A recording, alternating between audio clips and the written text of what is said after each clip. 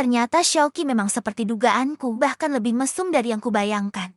Pertemuan harem seperti ini paling aku benci. Tiba-tiba menjadi menarik. Benar-benar tempat melihat drama besar.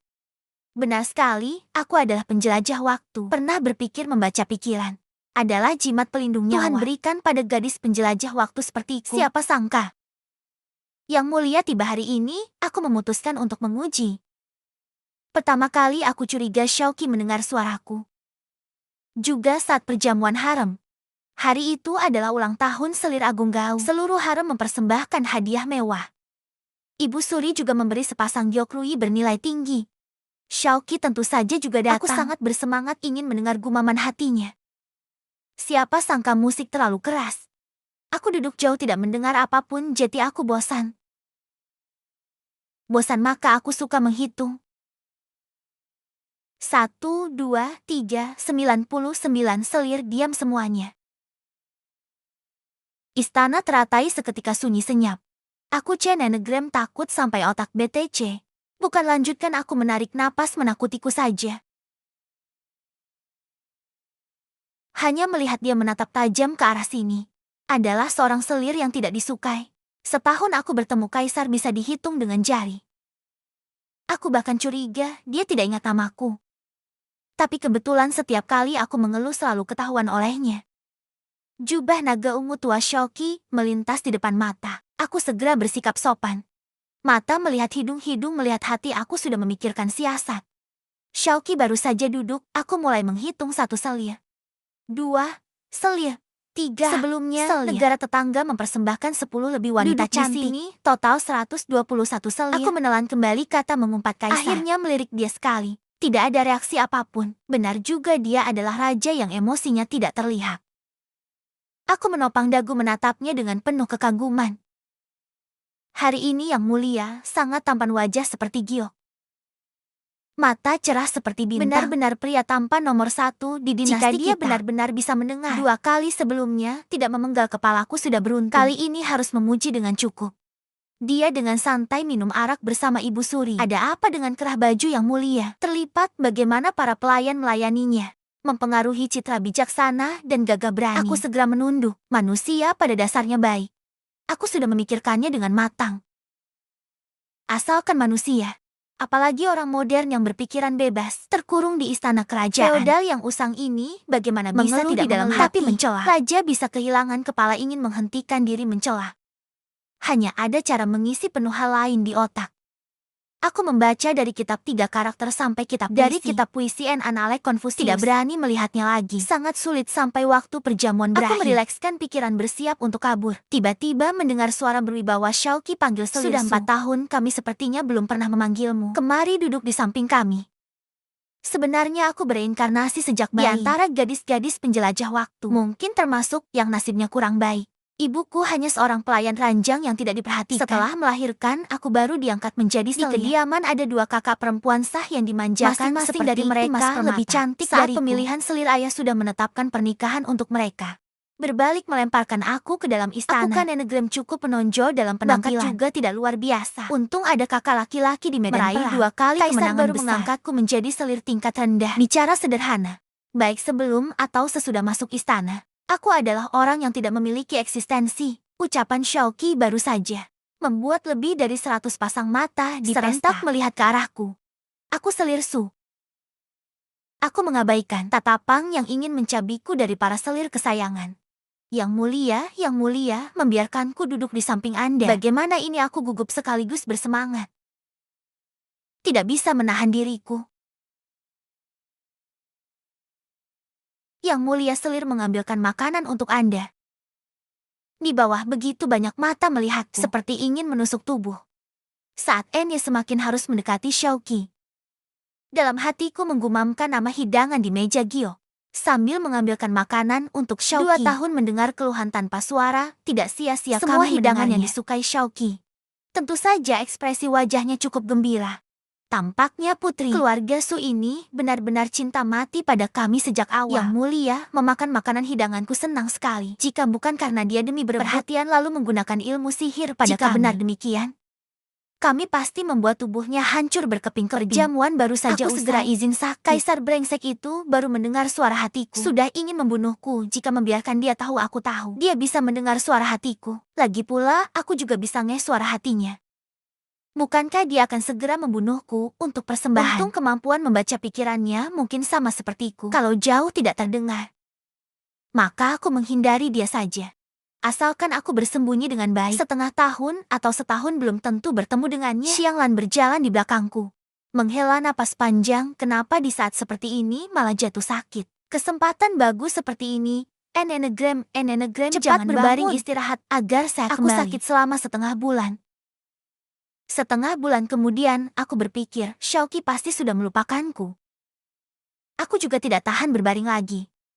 Maka dengan santai, melanjutkan hidup santai bersama Xianglan. Meskipun Tuhan membiarkanku menjelajah waktu. Lagi pula ada ilmu membaca pikiran. Tapi aku tahu diri sendiri bite orang lain. Kehidupan lalu membaca banyak novel pertarungan haram. Dengan kemampuanku menunggu kaisar mati lalu menjadi ibu suri selir. Keluar istana masuk kuil berdoa. Sudah merupakan kemenangan terbesar. Hari itu aku sedang berpikir bulan depan adalah hari ulang tahun harus ibu mencari alasan apa untuk tidak hadir. Enenegram. Coba tebak apa katanya? Katanya hari ini kamu yang membalik papa nama Anda. Apa yang kamu katakan? Katakan sekali lagi. Enenegram terlalu bersemangat ya. Enenegram, meski bersemangat juga harus berdandan dengan rapi dulu.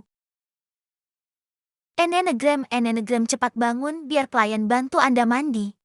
Mengapa harus aku yang melayani tidur? Saat melayani tidur aku pieci bagaimana? Saat melayani tidur masih pikiran harus sendiri menjilatnya. Harus menjilat, bagaimana hebat sekali yang mulia, sangat perkasa. Bunuh aku saja sekarang juga segera. Akhirnya, aku tetap ditarik Xianglan untuk mandi, juga dengan meriah mengganti pakaian berdandan. Enenegram, lihat dada ini pinggang ini. Yang mulia pasti akan suka. Aku melihat diriku di cermin wajah putus asa. Tidak boleh mati, ibu selir masih mengandalkanku tenang. Pasti ada cara melewati rintangan. Xiaoqi datang juga tidak membawa iringan besar. Hanya membawa Kasim kepercayaan. Baru masuk pintu sudah melirikku sekali riasan.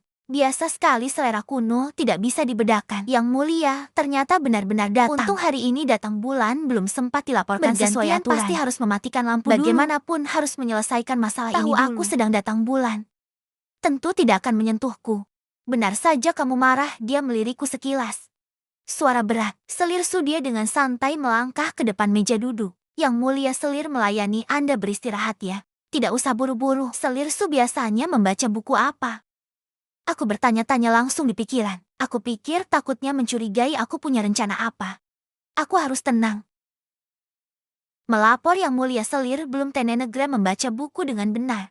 Hanya saja dulu saat kakak laki-laki membaca selir suka berdiri menguping di luar lalu pintu. Bergumam mengikuti beberapa kalimat. Tahu pastinya masalah buku mengarang cerita, maka aku sangat ahli. Santai. Otak harus kosong. Selir Su akhir-akhir ini, kamu menyentuh sesuatu. Sudah tahu tidak? Apakah aku memakan sesuatu yang aneh? Melapor yang mulia, selir selalu berada di istana Yaoguang. Makanan semuanya diantarkan oleh dapur istana, ada orang asingkah? Yang mulia selir selalu menjaga kewajiban. Tidak ada kunci, sama sekali tidak melangkah keluar dari istana Yaoguang selangkah apalagi pun. Menemui orang sembarangan berdirilah. Kami melihat raut wajahmu kurang baik.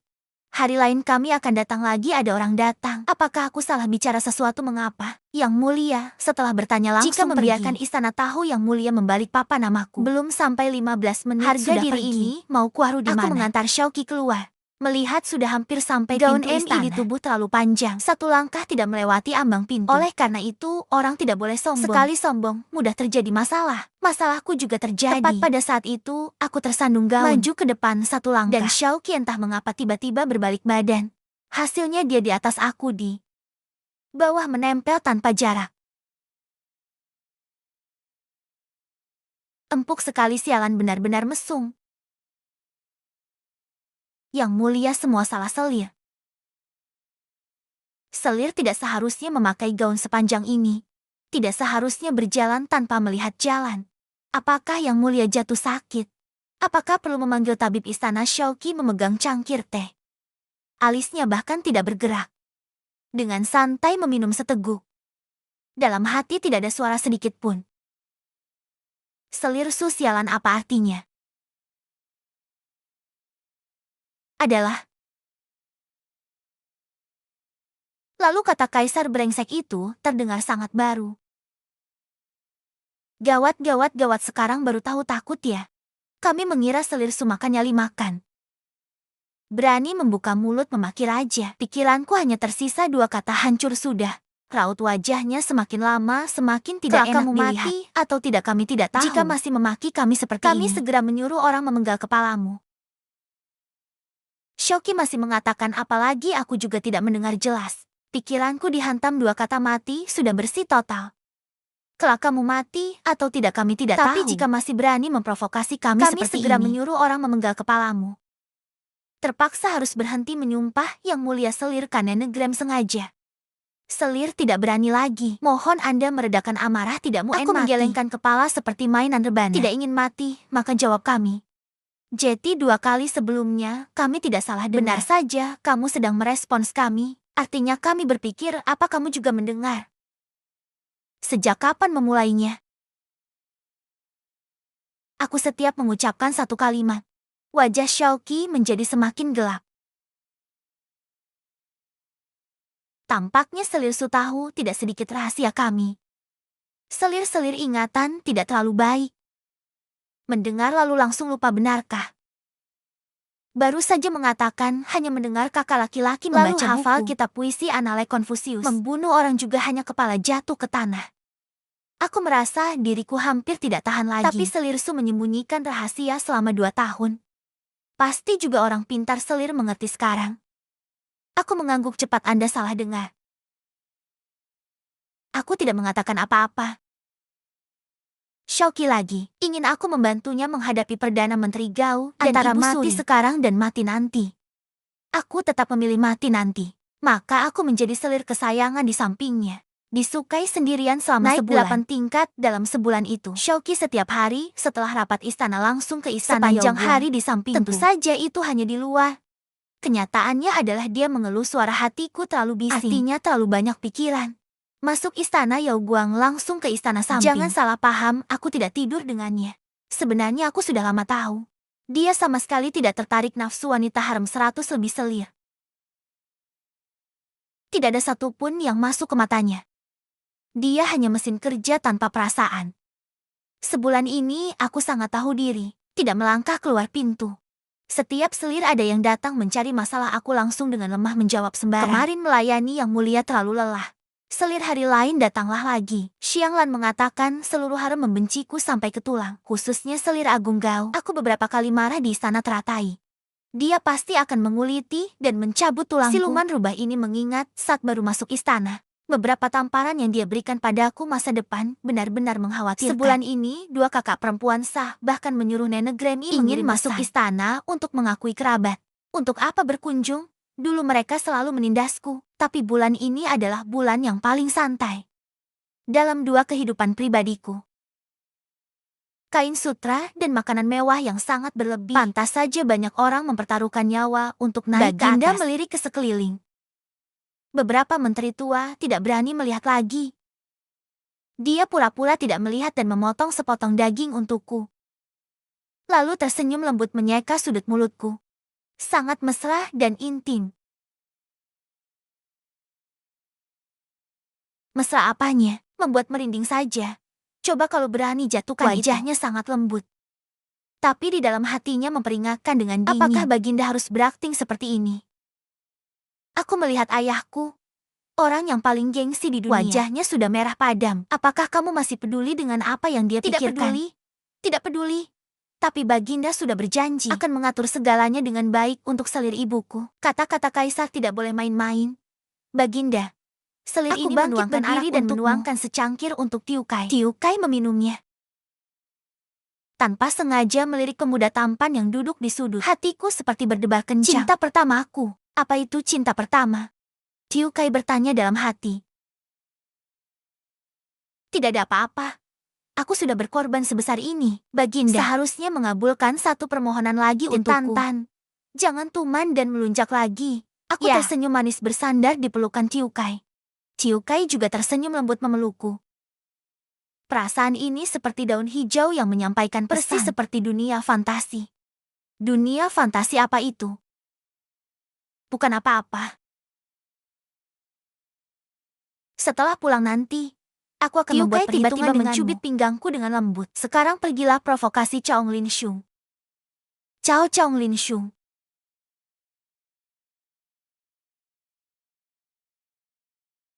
Selir Agung Cao. Aku melirik lagi ke arah Perdana Menteri yang duduk di sana. Sangat berwibawa di depan ayahnya. Orang ini seperti ini. Lebih baik bunuh saja aku sekarang. Bukan berarti tidak bisa. Tidak, aku benar-benar tidak bisa menyalahkanku karena penakut. Aku sudah hidup dalam dua kehidupan. Kehidupan sebelumnya. Lahir di keluarga yang mengutamakan laki-laki dan secara materi perempuan. Aku tidak terlalu dirugikan. Hanya saja, entah itu ayah atau kalimat ibu yang paling sering mereka katakan padaku adalah, kamu mengalah sedikit saja? Bisakah kamu memberi jalan pada adikmu sedikit saja? Dia itu adik laki-lakimu. Jangan membuat masalah bagi keluarga. Sejak kecil ini membuat sifat penakut tertanam dalam diriku. Masalah apapun, jika bisa dihindari ya dihindari. Pura-pura seolah-olah aku tidak pernah ada. Hingga akhirnya di kehidupan itu, aku mati tertabrak roda mobil. Hari itu adalah hari adik laki-lakimu masuk universitas. Aku melihat rutenya terlebih dahulu. Mendorong koper berjalan di depan. Ibu dan adik laki-lakimu berjalan di belakang. Saat menyeberang jalan, aku masih berpikir nanti akan mengajak mereka makan di mana. Anak nakal, kamu tidak tahu cara menjaga adikmu ya? Aku menoleh ke belakang. Ternyata sebuah mobil baru saja menyerempet adikku. Aku berniat menjelaskan, tapi melihat ibu dengan panik menanyakan keadaannya. Aku malas untuk mengatakan sepatah kata pun lagi. Akhirnya ibu juga melihatku. Hingga kehidupan ini, terlebih lagi tidak perlu dikatakan. Aku selalu menderita bersama selir ibuku. Harus bersabar, harus mengalah, harus mengambil hati, mengambil hati istri, mengambil hati ayah. Tidak mendapatkan kasih sayang juga tidak apa-apa. Tapi yang menderita adalah selir ibuku. Selir ibu di kehidupan ini dengan sepenuh hati baik kepadaku. Aku tidak tega membiarkannya menderita. Jeti sekarang menyuruhku menegakkan punggung yang sudah bungkuk berjalan menantang mencari masalah dengan orang lain. Aku harus punya sedikit harga diri. Ada aku yang mendukungmu.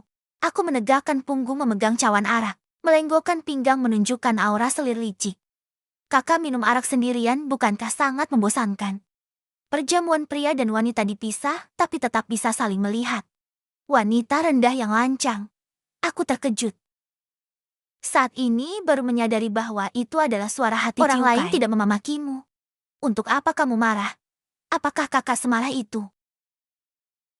Kalau begitu minumlah cawan ini sampai habis untuk meredakan amarah. Orang rendahan sepertimu juga pantas bersulang untukku. Selir Agung Cao berdiri dengan marah. Dengan sekali sentakan menjatuhkan cawan arakku. Tampar dia langsung. Tampar? Dulu dia menamparmu seperti apa? Sekarang kamu tampar balik persis seperti itu. Tanganku gemetar bahkan belum sempat berpikir. Bagaimana Tiukai tahu Selir Agung Cao pernah menamparku? Di dalam kepala hanya terbayang beberapa tamparan tahun lalu. Wajahku bengkak selama beberapa hari berturut-turut. Aku melirik ke arah barisan para pria.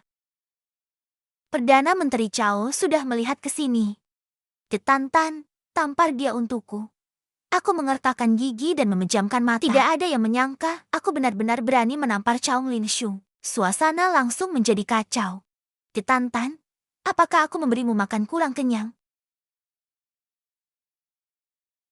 Aku memang tidak berani menggunakan seluruh tenaga.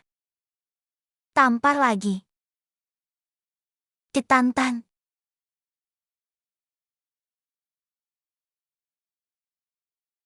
Masih belum cukup. Aku memejamkan mata menamparnya 2 kali lagi. Chong Lin Suong terpaku di tempat. Di barisan para wanita menjadi sangat pelayannya dan pelayanku.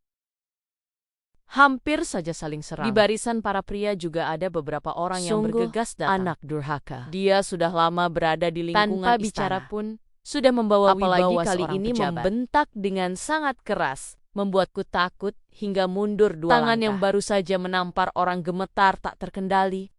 Sialan, dia ingin membangkang. Berteriak apa kamu? Aku mendongak melihat dia masih tampak santai seperti biasanya. Berjalan dengan anggun, Tatapan matanya memancarkan seberkas cahaya yang indah itu. Lihat saja bagaimana aku mendukungmu. Baginda, akhirnya Teuci berada lebih dekat. Dia mendekat, aku dan Chong Lin Suong memanggil bersamaan. Tapi jelas, dia memanggil dengan lebih tulus. Lagi pula wajahnya juga sudah hampir bengkak. Sedangkan aku hanyalah selir. Setiap hari selalu memakinya Kaisar Anjing memanggilnya sangat kaku. To Than, mengapa luar dan dalam menggunakan tenaga untuk menampar selir agung Baginda? Baginda harus menegakkan keadilan untuk selir ini. Ucapan Perdana Menteri Chow belum selesai. Teuci sudah dengan cemas melihat tanganku. Apakah terasa sakit? Atau perlu memanggil tabib istana untuk wajah memeriksa? Perdana Menteri Chow menjadi kaku. Air mata masih tertahan di sudut mata. Baginda, Tutip Du seharusnya tidak muncul apalagi di perjamuan bertindak semena-mena seperti ini. Mohon Baginda menghukumnya dengan berat. Kudengar Perdana Menteri Chow sangat menyayangi membuat wajahnya menjadi pucat pasi. Apakah urusan pemerintahan masih belum cukup membuatmu sibuk? Sekarang masih ingin mencampuri urusan istana belakangku? Hamba tidak bermaksud begitu. Hanya saja orang yang kamu sebutkan baru ku ingat. Tutip Du statusnya sangat rendah. Melawan selir agung, memang Perdana Menteri Chow dan Chong Lin Suong agak merasa lega. Selir agung sejak dulu memang hari ini bahkan membuat kegaduhan di perjamuan istana. Sungguh melanggar aturan, mengingat dia sudah bertahun-tahun mengelola istana tingkat 3 rasa. Rasanya sudah cukup. Aku melihat dia memiliki watak yang murni dan polos. Naikkan jabatannya menjadi seorang selir agung menghukum seorang bukankah itu sudah sewajarnya? Teuci berbicara dengan nada santai dan tenang. Membuat semua orang tahu dia memanfaatkan Chow, tapi mengingat kebaikan masa lalu kepada selir agung Chow dan wajah yang pucat pasi ini masih terasa merinding. Kamu juga sangat berhati lembut. Teuci di depanku semakin tidak menyembunyikan apa-apa. Tantan tenang saja. Bagiku Tantan itu berbeda. Benar-benar tidak ada privasi lagi. Tahun itu dia bersikeras memasukkannya ke istana belakang. Maka harus memikirkan akhir dari hari ini. Hanya hantu yang percaya. Aku juga malas berpura-pura di dalam hati. Lagi pula dia punya ratusan cara jika ingin membunuhku. Saat mandi, aku tidak tahan untuk melihat kedua tanganku. Aku ternyata menampar Chong Lin Suong sebanyak 4 kali. Tahun itu saat baru masuk istana. Di jalan tanpa sengaja, berpapasan emas di kepalanya membuat silau. Aku memberi salam sedikit terlambat. Tidak tahu mengapa hari itu dia merasa kesal. Menjadikanku tempat pelampiasan tidak lebih amarah. Tidak kurang tepat ini adalah kali pertama kalinya. Aku membalas semua penghinaan yang tidak bisa dijelaskan dengan jelas bagaimana rasanya. Di dalam hati terasa masam, sudah juga dua kehidupan, aku tidak pernah seberani ini. Namun, bagaimana Teuci tahu Chong Lin Suong pernah menamparku? Malam ini sebenarnya cukup dengan 1 atau 2 tamparan saja. Mengapa dia bersikeras menyuruhku menampar sampai 4 kali? Aku tiba-tiba duduk tegak dari bak mandi. Teringat akan sebuah masalah yang sudah lama kulupakan. Pertama kali mencurigai, dia bisa mendengar isi adalah hatiku. Karena suara seruling terlalu keras. Aku tidak bisa mendengar gumamannya. Hanya bisa menghitung jumlah selir karena dalam bosan. Situasi yang sama mengapa dia itu bisa mendengarku? Tiukai berlatih bela diri. Orang yang berlatih bela diri indera lainnya juga lebih peka daripada orang biasa.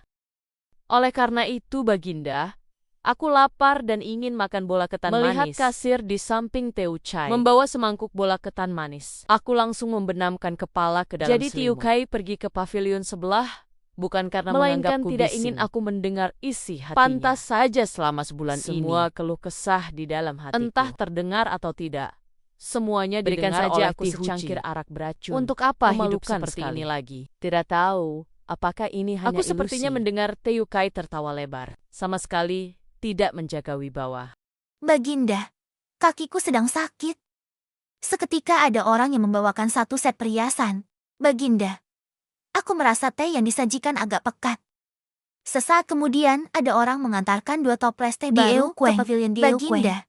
Mengapa langit malah menurunkan salju? Mengapa 1 tahun ada 4 musim? Mengapa 1 hari ada 12 jam? Mengapa musim semi mekar bunga dan musim gugur berpanas mekar bunga dan musim dingin berbuah? Bagaimana menurutmu? Kali ini adalah pelayan pribadi Tiukai. Tatapannya kepadaku agak sedikit aneh. Selir. Baginda mengatakan bahwa kamu terlalu bising. Di dalam hatiku merasa dingin. Kalau menganggap bising, tinggal saja di pavilionmu. Dijamin tidak akan ada yang mengganggu. Tidak lama kemudian pelayan datang lagi. Ternyata memberikan hadiah aneh lagi. Baginda mengatakan bahwa kamu adalah selir kesayangannya. Dia tidak akan pergi kemana-mana. Akan berada di pavilion Diaoqueng menunggumu datang ke sana. Atas dasar apa hanya dia yang bisa mendengar. Sedangkan aku tidak bisa mendengarnya. Aku saat itu benar-benar hampir frustrasi. Selir.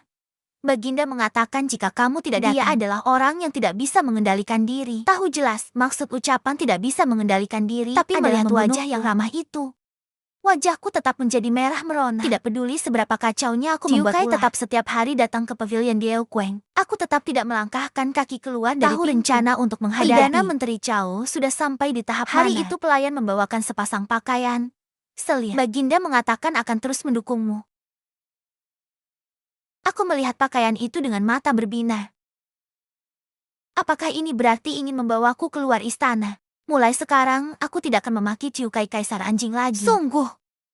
Dia ternyata membawaku kembali ke kediaman keluargati. Ayahku sejak dulu hanya pintar menindas. Di dalam rumah sepanjang waktu bicaranya terbata-bata. Tidak bisa mengucapkan satu kalimat pun dengan utuh. Ternyata selir ibu sudah diangkat menjadi istri sah. Tiukai juga memberikannya gelar kehormatan. Sejak aku mendapatkan kasih sayang hingga sekarang, ayah sama sekali tidak naik pangkat. Hanya memberikan selir ibu sebuah gelar kehormatan. Asalkan tidak bodoh, pasti tahu kelak tidak akan ada yang berani menindasnya lagi. Saat aku bertemu berdua dengan selir ibu, tidak tahan untuk meneteskan air mata. Dia bertanya padaku, apakah hidup di istana belakang tidak mudah? Aku menggelengkan kepala, meskipun tahu semuanya hanyalah palsu. Aku sudah hidup dalam dua kehidupan, belum pernah ada orang yang memihakku seperti ini. Mungkin ini adalah balasan dari Tiukai. Kedua kakak perempuan juga mengelilingiku di dalam rumah. Ada yang menjilat. Ada yang mengambil hati. Kurang menyembahku di altar saja. Apakah dukungan seperti ini sudah bertanya kepadaku? Di dalam hati aku memakinya kekanak-kanakan. Dia juga tidak membantah, hanya mengangkat dagu dengan bangga. Dibuat ingin tertawa setengah mati olehnya setelah selesai di rumah ibu. Tiukai membawaku jalan-jalan di pasar. Aku terlempar ke sini sudah lebih dari 10 tahun. Yang biasa dilakukan oleh wanita modern yang terlempar hiburan malam. Dia membawaku ke rumah hiburan malam untuk mendengar nyanyian, melainkan hal lain. Pertama kali mendengar opera di sini, aku sama sekali tidak mengerti. Setiap satu kalimat dinyanyikan langsung menerjemahkan satu kalimat mendengar untukku. Sampai akhir di dalam hati aku pun tidak ingat apa yang sudah hanya didengar. Merasa hatiku seperti sebuah perahu kecil. Terombang-ambing di tengah ombak. Sudah kubilangkan. Orang tidak boleh terlalu senang dulu. Kalau terlalu senang, biasanya mudah tertimpa masalah saat sebuah tebasan pedang membalikan meja. Aku masih menopang dagu berusaha menjaga perahu kecil di dalam hati. Ada pembunuh. Entah siapa yang berteriak kencang. Aku baru tersadar. Ini zaman kuno. Pedang dan pedang tidak punya perasaan. Sedangkan di sampingku adalah kaisar yang paling sering diincar untuk dibunuh. Tempat kejadian langsung menjadi kacau balau. Xiaoqi mendorongku ke sudut. Orang penakut sepertiku jika menghadapi masalah ini seharusnya bersembunyi ketakutan seperti burung puyuh. Tapi aku malah menegakkan punggung. Bahkan tidak berani mengerjapkan mata. Melihat sebilah pedang menebas ke arah Xiaoqi. Hentikan. Aku masih belum mengerti. Mengapa Xiaoqi tiba-tiba membentak keras. Saat pedang yang ganas itu menebas dari belakang. Aku baru tahu hal yang lebih sulit dikendalikan daripada kesadaran. Adalah tubuhku sendiri. Aku ternyata mempertaruhkan nyawa menahan satu tebasan pedang demi Xiaoqi. Aku pikir aku akan mati. Darah mengalir deras seperti tidak berharga. Xiaoqi mengamuk. Cepat pacu kereta kudanya lebih cepat lagi. Aku ingin melarangnya. Gadis dari masa depan yang terluka demi melindungi pemeran utama pria. Ini skenario yang sudah biasa. Entah mengapa penulis malah mengatur satu alur cerita klise seperti ini untukku. Tidak bisakah diubah sedikit? Tenggorokanku bergerak sedikit, tapi tidak bisa mengeluarkan suara. Tiba-tiba teringat, aku juga punya kemampuan khusus. Di dalam hati aku memanggil Xiaoqi, Baginda. Baginda. Tenang saja, aku tidak akan mati. Mengapa kamu bodoh sekali? Para pembunuh itu semua adalah buatanku. Tidak mengharuskanmu menahan pedang demi aku. Mengapa Baginda tidak mengatakannya lebih awal? Sudah tahu pikiranku tidak cepat tanggap. Ini kesalahanku. Dia ternyata meminta maaf kepadaku. Maafkan aku. Apapun yang kulakukan tidak akan menyembunyikannya. Jangan katakan maaf. Baginda tidak salah. Kepalaku terasa ringan seperti melayang. Apa yang kupikirkan langsung kuucapkan begitu saja. Meskipun setiap hari aku memakimu kaisar anjing. Tapi sejujurnya, kamu adalah seorang kaisar yang baik. Rajin mengurus pemerintahan. Tidak gila wanita. Tahu cara menempatkan orang semudah ini sudah menanamkan taktik memerintah di dalam hati. Rakyat memiliki dirimu adalah berkah bagi mereka. Sebenarnya ini juga berkah bagiku, adik kecil. 4 tahun di istana belakangmu ini aku hidup sangat baik. Hanya sesekali saja dipersulit sedikit. Tidak perlu menjilat siapapun. Juga tidak perlu mengambil hati siapapun. Xiaoqi, apakah di luar salju turun? Dingin sekali. Sudahlah, tidak usah ditunggu lagi. Su Qingqing, bukankah kamu ingin meminta satu permohonan dariku? Aku mempertahankan sisa kesadaran yang kacau berusaha untuk terjaga kembali. Kamu harus tetap hidup. Aku akan mengabulkan permohonanmu. Pasti tidak akan ingkar janji. Kalau begitu, setelah semua urusan selesai, kamu biarkan aku keluar dari istana ya. Ucapanku belum selesai tapi sudah terhenti. Xiaoqi juga terdiam. Lama tidak menjawab. Kesadaranku mulai menjadi kabur kembali. Aku mengabulkan permohonanmu. Jangan tidur. Tentu saja aku tidak mati. Hanya saja di punggung robek luka yang besar. Aku berbaring telungkup di tempat tidur selama setengah bulan. Kudengar dalam setengah bulan itu, klan Selir Agung Gao dibersihkan sampai tuntas. Bahkan Perdana Menteri Cao juga keluar istana untuk menjadi biksu. Kekuatan besar lainnya bagiku adalah Ibu Suri. Juga kembali ke istana keesokan harinya. Setelah diberitahu, baru saja kembali langsung memanggil Xiaoqi untuk dimarahi habis-habisan. Xiaoqi akhirnya pindah dari pavilion Yao Guang. Tapi setiap hari masih datang selama 1 atau 2 jam. Membuat rumor bahwa aku adalah selir pembawa sial. Masih tidak berkurang sedikit pun. Setelah luka sembuh, aku beristirahat lagi selama setengah bulan. Karena tidak tahan lagi, aku bertanya kepada Xiaoqi, ingin aku melakukan apa? Bukankah masih harus menghadapi Ibu Suri? Kamu tidak perlu melakukan apapun lagi. Kalau begitu aku sudah bisa keluar istana kan? Raut wajah Xiaoqi tiba-tiba menjadi muram. Aku sangat mengagumi dirinya di bagian dia bersamaku 1 atau 2 jam. Tapi tidak membiarkanku mendengar isi pikiran apapun. Memang pantas menjadi seorang kaisar. Tidak seperti diriku yang sejak awal sudah membiarkan diri bebas. Aku tahu aku cukup terus menjadi selir pembawa sial saja kan? Benar kan? Saat ini raut wajahnya baru melunak. Lalu perjamuan ulang tahun Ibu Suri apakah masih pergi? Tidak pergi. Aku menatapnya dengan bingung. Akhir-akhir ini suasananya tampaknya sedang tidak baik. Suasana hatiku sangat baik. Dia mencibirkan bibir. Aku menundukkan kepala menyulam kantong wangian.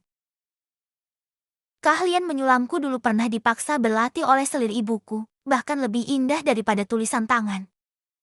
Saat mendongak, Xiaoqi masih menatapku seperti ingin bicara tapi tertahan. Aku baru saja berniat bertanya, lalu dia mengibaskan lengan baju dan pergi. Benar-benar membingungkan. Tampaknya aku hanya perlu menjadi selir pembawa sial saja sudah cukup. Setengah bulan kemudian, terdengar kabar bahwa Kaisar dan Ibu Suri tidak akur. Karena Xiaoqi sudah memasuki usia untuk mengangkat permaisuri. Ibu Suri ingin mengangkat putri dari klan Su dari pihak keluarga. Sedangkan Kaisar bersikeras mengangkat aku si selir pembawa sial ini dengan latar belakang asal-usulku yang seperti tentu saja di pengadilan gempar. Lewat 1 bulan lagi, semua urusan tiba-tiba menjadi tenang kembali. Tidak ada lagi yang membahas masalah mengangkat permaisuri. Juga tidak ada lagi yang memakiku karena memikat Kaisar. Apa yang terjadi di istana depan, aku tidak tahu jelas. Tapi Xiaoqi tampaknya sudah tidak membutuhkanku lagi. Sudah sangat lama, dia tidak datang ke pavilion Yao Guang. Meskipun sesekali masih ada hadiah yang dikirimkan ke sini. Tapi aku sudah lama tidak melihat sosok dirinya. Malam ini, aku terbangun dari tidur. Samar-samar melihat dirinya duduk di depan dekat jendela. Kira aku sedang bermimpi. Dia mengenakan jubah polos berwarna putih rembulan. Tidak menyalakan lampu, hanya mengandalkan cahaya bulan sambil minum teh. Xiaoqi. Hampir lupa memanggil Baginda. Aku duduk baru tahu ini bukan mimpi. Urusan di tempat Ibu Suri sudah selesai belum? Ucapanku belum selesai, dia langsung menjawab belum. Kedua belah pihak seketika terdiam. Kamu tidak tidurkah? Tangannya terhenti di cangkir teh. lalu meletakkan cangkir berjalan ke samping tempat tidurku. Tempat tidur di dalam pavilion terasa dingin dan berdebu. Dia langsung berbaring, tidak ada hal lain. Karena setelah berbaring, dia membelakangiku. Aku juga membelakanginya. Memaksa pikiran agar jernih lalu tidur. Su Qingqing, mengapa kamu ingin keluar dari istana? Demi kebebasan, aku juga bisa membiarkanmu keluar. Sekarang apa yang ingin kamu lakukan? Belum memikirkannya matang-matang, tapi mendengar perkataan selir ibu. Menjadi seorang penyulam juga bisa menyambung hidup. Pantas saja setiap hari selalu menyibukkan diri. Aku tidak mengatakan apa-apa. Su Qingqing, kamu menyukai pria yang seperti apa? Punggungku langsung menegang. Tidak berani berbalik untuk melihat dirinya. Baginda sendiri menyukai wanita yang seperti apa? Dia dibuat bungkam oleh pertanyaanku. Lagi pula pasti bukan orang yang seperti diriku. Siapa yang bilang? Kamu sendiri yang bilang, wanita murahan berwajah biasa. Kapan aku bilang begitu? Apakah aku tipe orang yang hanya menilai dari rupa saja kah? Kamu juga bilang pikiranku tidak pintar. Suka berbohong. Aku juga pernah bilang sifatmu itu murni dan tulus. Polos dan menggemaskan. Tidak apa-apa. Lagi pula aku juga tidak akan menyukai orang yang seperti dirimu. Senyuman Xiaoqi tiba-tiba memudar di dalam matanya yang semula berbinar indah itu. Seperti bintang-bintang di langit yang berguguran. Dia duduk terdiam muram. Di luar jendela ada desiran angin membuat dedaunan gemerisik. Suaranya juga mendingin. 3 hari lagi, aku akan membawamu keluar dari istana. Menunggu setelah dia pergi beberapa saat. Bahuku baru bisa rileks kembali. Sudah kubilangkan kalau aku ini suka berbohong. Jelas-jelas aku menyukai Xiaoqi. Sangat menyukainya sampai tidak tahan. Menyukai sampai pada tingkat ketika baru saja terbangun. Reaksi pertama adalah ingin menjauh darinya. Dia kan bukan milikku seorang. Dia adalah milik seluruh istana belakang. Adalah milik seluruh dunia. Tapi perlakuan istimewa yang hanya ada sekali dalam dua kehidupan ini. Aku ingin menyimpannya baik-baik.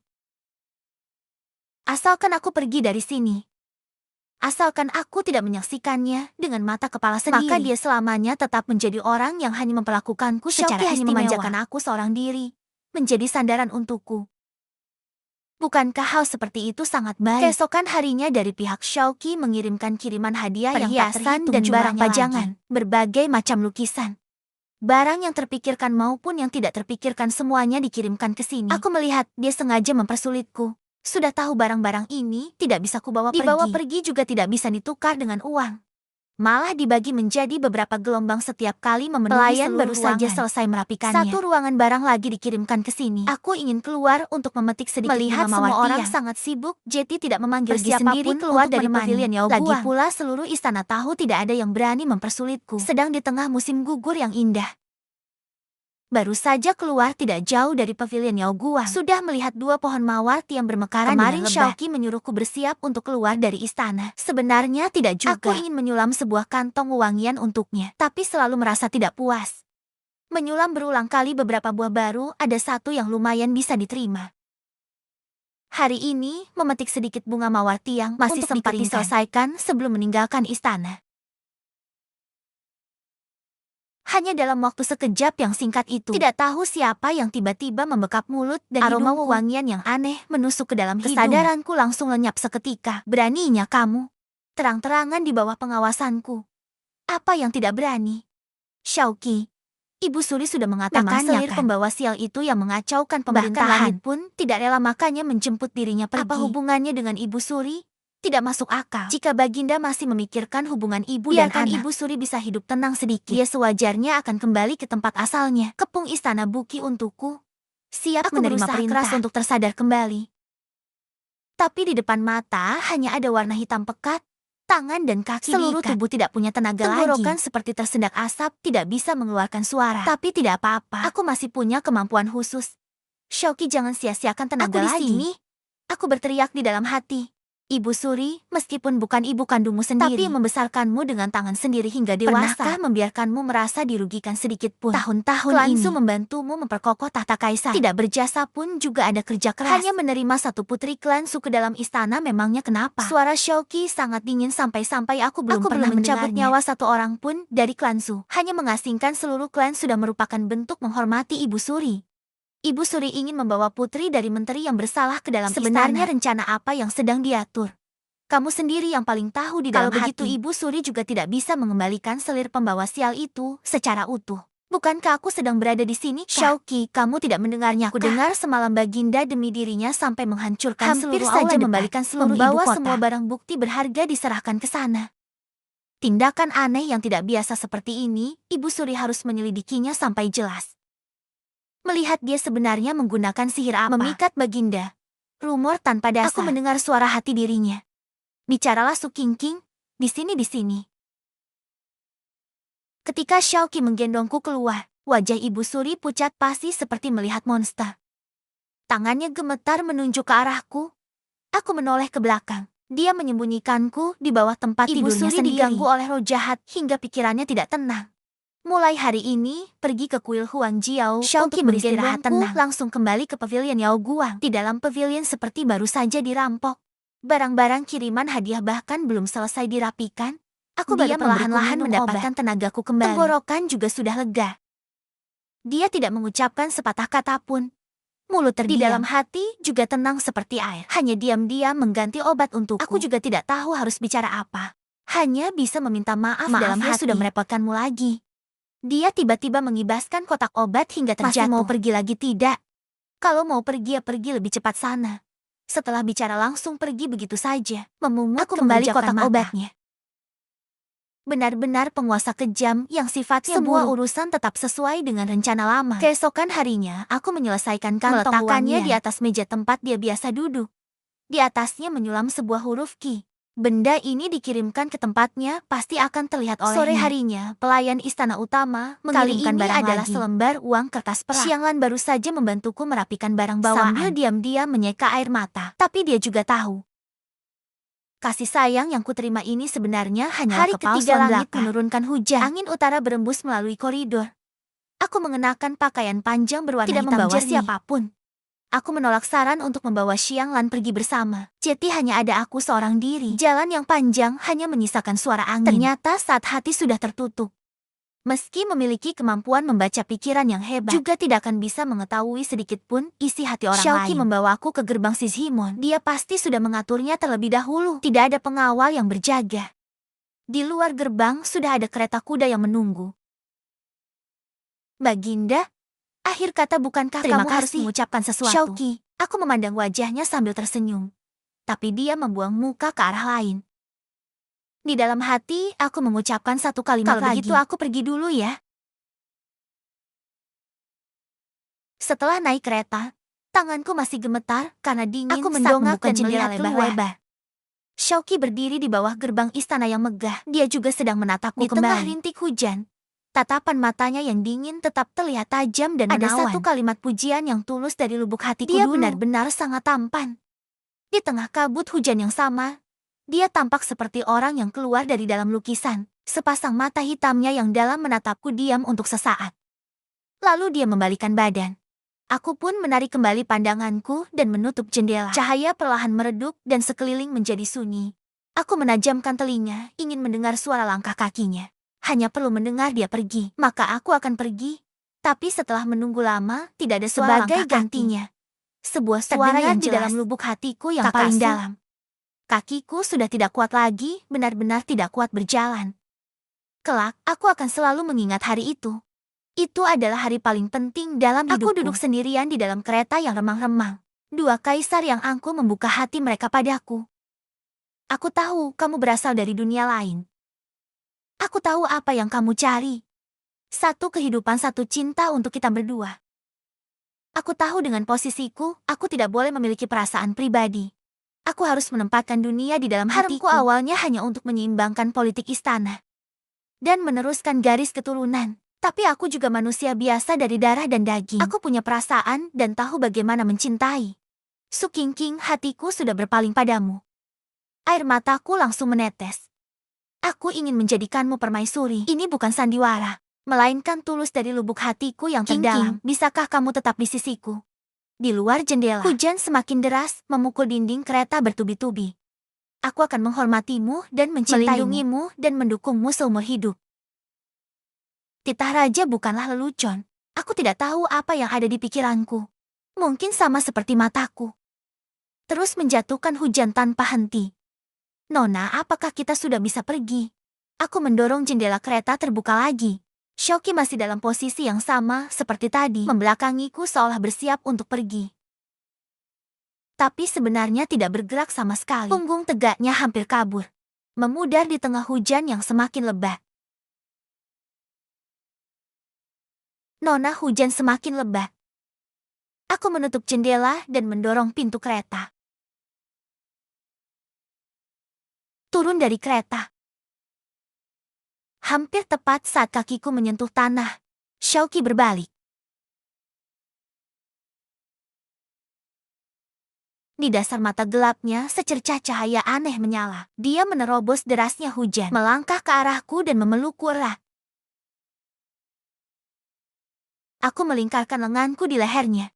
Tidak bisa membedakan apakah di wajahku ini hujan atau air mata. Jangan khawatir, Su Qingqing. Aku rela menjadi raja yang bodoh sekali saja demi dirimu.